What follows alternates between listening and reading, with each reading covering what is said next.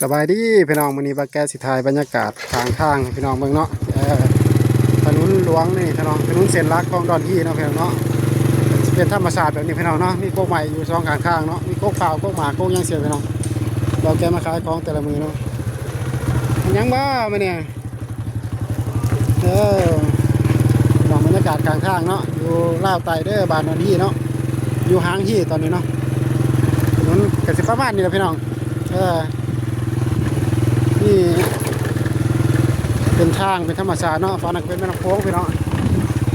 นี่จะเป็นถนนแบบนี้แหละอ้อมดอนโค้งเลยเนาะอ้อมริมโค้งเสียพี่น้องเลาะไปเลยเนาะจนสุดเหมือนละ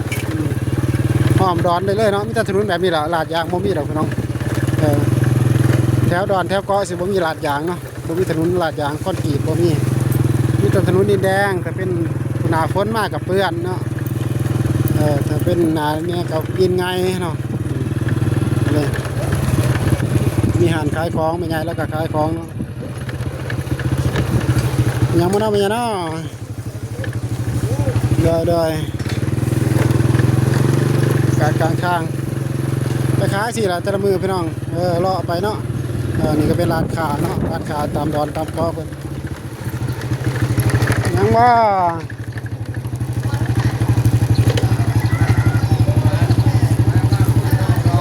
ไปตลาดแล้วบ่ใจได้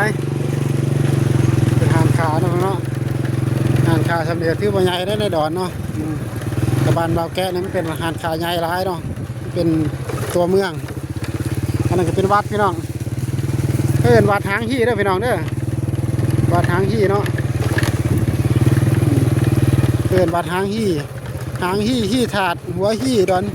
โอ้มีหลายบาทพี่น้องดอนนึงก็มีหลายบาทเนาะมีหลายราคาเฮือนเนาะจะมาเฮือนก็สิประมาณสิล่ะพี่น้องเนาะเฮือนก็ส่วนมากนะดอนที่นี่90%ไปหาเงินอยู่ประเทศไทยมาเฮ็ดเฮือนเนาะเฮ็ดเฮือนเฮ็ดซ่านหาเงินอยู่ไทยเบิดเลยดอนที่นี่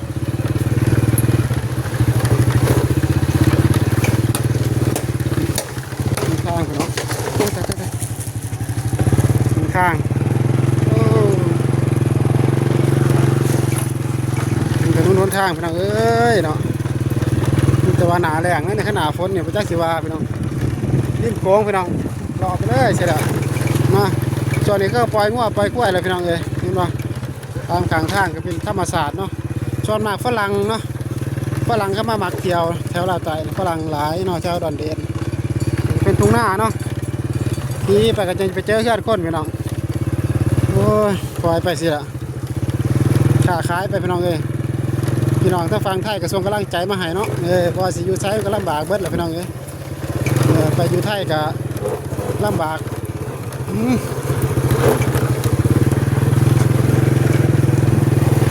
อย่างนี้เขารอรถพี่น้องเลยเสียงรถดังพี่น้องนี่ว่าลูกวานแตกวันเอาซ้ำนี่แหละพี่น้องเนี่ยบาแกจะเบิ่งรถกันเนาะก็ขอบคุณสุภูทุกคนที่เขามาเป็นกำลังใจให้บาแกเนาะสบายดี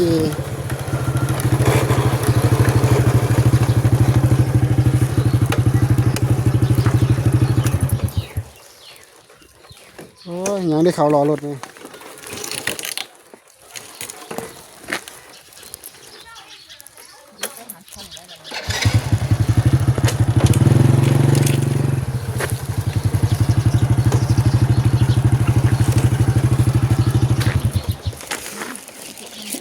โอ้ยกิ่งไม้เขา